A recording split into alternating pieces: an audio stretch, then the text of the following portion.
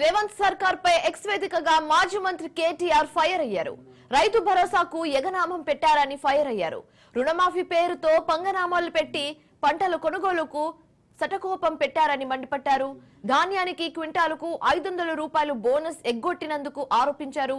దిలావర్పూర్ లో దమనకాండ సృష్టించి రామన్నపేటను రావణ కాష్టం చేసి లగచల్ల రైతులను జైలు పాలు చేసి అల్లుడి కళ్ళలో ఆనందం చూసినందుకు ఈ సంబరాలంటూ కేటీఆర్ ప్రశ్నించారు.